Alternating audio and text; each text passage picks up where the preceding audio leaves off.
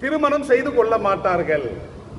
கண்ணியமிக்கவர்களே, எம்பெருமான் ஸல்லல்லாஹு அலைஹி வஸல்லம் அவர்கள் வந்து அவர்களுடைய அந்த அவநம்பிக்கையை, அவர்களுடைய மூட நம்பிக்கையை, அவர்களுடைய அந்த பழக்க வழக்கங்களை ஒழித்து கட்டினார்கள்.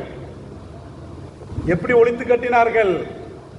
எந்த மாதத்தில் திருமணம் முடிப்பது அபசகுணமாக பீடையாக கருதப்பட்டதோ அதே சஃபர் மாதத்தில் தான் என் பெருமான் ஸல்லல்லாஹு அலைஹி வஸல்லம் அவர்கள் தமது அன்பு மனைவியான அன்னை ஹாஜிரா அம்மையார் அவர்களை, அன்னை ஸல்லல்லாஹு அலைஹி வஸல்லம் அவர்கள் தமது முதல் மனைவியான ஹதீஜா அம்மையாரை என் பெருமான் ஸல்லல்லாஹு அலைஹி வஸல்லம் அவர்கள் திருமணம் முடிப்பார்கள்.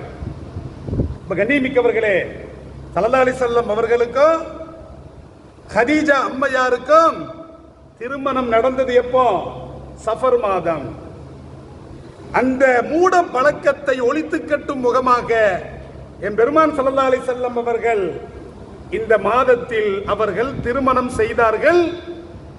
அதோடு மாத்திரமல்ல, தமது அன்பு மகளான அன்னை ஃபாத்திமா ரலியல்லாஹு தஆலா அன்ஹா அவர்களுக்கும் அலி ரலியல்லாஹு அன்ஹு அவர்களுக்கும் இந்த சஃபர் மாதத்தில் திருமணத்தை நடத்தி வைத்தார்கள். இதுதான் வரலாறு. அதோடு